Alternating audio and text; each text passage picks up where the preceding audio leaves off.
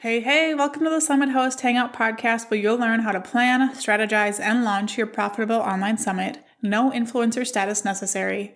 I'm your host, Krista from Summit in a Box, and we are kicking off a new series about encouraging speakers to participate and cooperate with your process.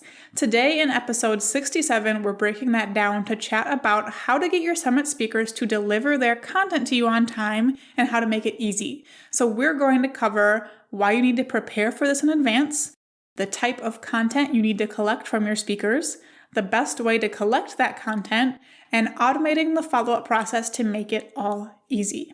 Getting content from your speakers on time can make or break your summit's timeline, and giving yourself the right amount of time to plan and launch your summit is vital to creating a successful event rather than one that looks thrown together.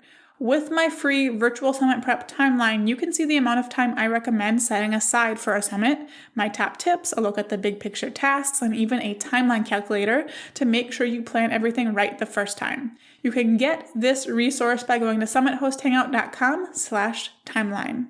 So let's start by talking about why you need to prepare to collect your speaker content in advance.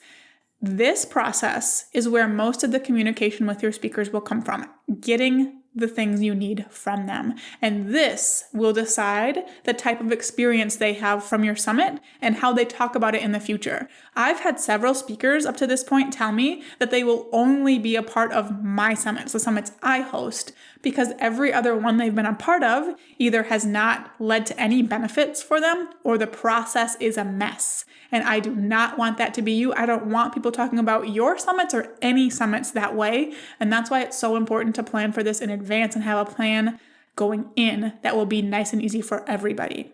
So before we talk about that process, let's go over the type of content you need to collect from your speakers. And I break this into 3 categories and 2 separate requests. So let's talk about the categories first. The first category is their basic information. This is the basic info about them that you need for your website. So their name, their website address, their bio, their headshot, and the presentation title they're planning for. That's what you need to have on your website to have it ready for registration to begin. The second category is their presentation material. So their video, any resources that you want with that, whether it's slides, worksheets, something else. Any extra promotional information, like what did they promote at the end of the presentation? You want to know what that is and get links for that. And then the third category is any extras or bonuses. So if you are having them contribute bonuses to your All Access Pass, you need the information about that, including the name of it, a description, the value, a mock-up for it, how people can access it. If you're asking speakers to give you something to give away, like a giveaway item, you need the same information for that. So like I said, the 3 categories, but I break them up into 2 separate requests with 2 separate due dates. The first request I ask for is their basic information. All I need from them right when they sign on is this basic information. Let me know your name, bio, website address, your image, all that really simple stuff. The second request I send them after they fill out that first one is for their presentation material and any extra information I need. Both of these actually have a spot for them to upload their bonus information, and I take it out of the second one if they provide it in the first. Why do I break it up into 2 separate requests? It is really helpful to have the information I need for the website as soon as possible. If I can get it within a couple days and have the registration page ready way before I need it, that is awesome. So that's one reason that I send that basic info request separately. I also don't need the presentations much before the promotion period. I do ask for presentations a couple days before I start promoting, but I don't need that until much closer. Whereas if I didn't have their headshot and planned presentation title, that would be stressful, waiting for that a day before you're supposed to open for registration. It's also more manageable for your speakers to have it broken up like this. Asking them for everything you need all at once will lead them to being overwhelmed. So, get what you can right away. The rest can wait until after they have their presentations made. So we know what information we need from our speakers. Let's talk about the best way to collect that information. First things first, absolutely anything is better than email. Anything is better than emailing them and asking them to send it through email, okay? Give them some kind of form they can fill out with that information, even if it's a Google Doc where you just write out, I need this, this, this, and this, and they can fill in the blanks, okay? It's not what I recommend, but that's even better than email. I do have 2 main recommendations and I'm going to leave the best one for last. So the first one is Airtable. Airtable is really cool because you can create a table for all of your speaker information. Each column, is a different thing, like their presentation title, their website address, all that good stuff. And you can have a form that they fill out that feeds into that table. So when they fill out the form with their information, it's automatically added into that table, which you can reference and see really easily. So it's easy for you to fill it out, or it's easy for them to fill it out. It's easy for you to manage their submissions. The downside of this, though, even though that part is great, is that you have to manually follow up with them then. And that might not sound too bad. You're like, whatever, maybe I follow up with my clients all the time. But let's say you have a smaller summit with 20 speakers. 2 weeks out from the due date, you decide to send a reminder. So you have to write up that email at that time, you BCC everyone on, and then you go through and double check that you're not going to be reminding someone who did submit. You also need to then manually double check that all the submissions you got are accurate and completely filled out, and you don't need to ask someone to change something. Same thing again, maybe you wanted to send another email reminder 5 days later. But again, you have to go sort through that. They have to go through that entire process every single time, checking that you're only sending the email to people who need it, double checking that all the information is right. Same thing the day before or the day of or the day after the due date. Every time you have to send a reminder, it's you going in there manually doing all of this stuff. And each time it gets more and more messy. It also takes you away from other summit tasks you need to be doing, and it stresses you out by forcing you to look at all of the content you still need because people will be late. So that's the downside of Airtable. I know I sounded a little sassy there. I do love Airtable, but I hate manual follow-ups, okay? So that leads me to my top recommendation for collecting speaker content, which is by using ContentSnare. With ContentSnare, I swear, it's like the heavens opened up and dropped down a tool to make our summit hosting lives easier. So with ContentSnare, you make a form, just like you would in Airtable, you make a form that you need your speakers to fill out, one for the basic information and one for the presentation material. When a new speaker responds to you and says, yeah, I'm in, you add their information to ContentSnare. You just upload their name and their email address. You set the due date that you need their material by. You assign the template and you hit publish. And you're done. All of the follow-up is done for you.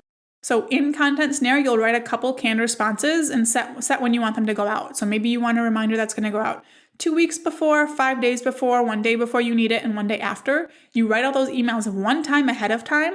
And as each of those days rolls around, ContentSnare looks at all of your speaker requests who hasn't given you all of the material, and it emails those people for you. So if someone filled out everything, they don't get emailed. If someone filled out a few fields, but left others blank, they get emailed. If someone hasn't started, they get emailed with these templates you've already done, and you don't need to even look at it. It is so dang easy. There's no headaches from you going in and looking at all the people who have not sent you things because ContentSnare is doing that for you. You can also review your submissions really easily in there. And if you're like, oh, I don't like this presentation title, or, oh, it looks like they didn't finish putting their bio in here, you can click one button to reject it. In ContentSnare, you can also set it up to email them automatically for you, which you can write a custom response for. This is how you do it and make it easy, not only for you, but for your speakers, but maybe more importantly for you, okay? So there's gonna be a link to ContentSnare in the show notes. Go check it out. And I swear, this isn't just a big ContentSnare promo. That's not why I'm recording this episode. But I seriously cannot imagine running a summit without them. I can't imagine it. The co-founder, James, was a speaker at a couple of my summits in the past. Since ContentSnare is also a really great tool for brand and web designers. So we got on a call a few weeks back to chat about using it for summits. And as of recording this, if you reach out to them via email or their chat box when you go to sign up, they'll double the amount of requests you can make on your plan if you tell them you're an event host. So right now, they have a startup plan, which has a limit of 20 requests, which means you can only have 20 speakers without having to upgrade. But they know that most summits have between 20 to 40. So they're willing to double that limit without you having to upgrade to their team plan. So just reach out, let them know you're an event host, and they'll do that for you. And if that offer ever goes away, they will let me know and I'll update the show notes. I'll make it really clear at the top if that offer ever goes away or if the process you would take to claim that offer ever changes. But seriously, you need ContentSnare in your life.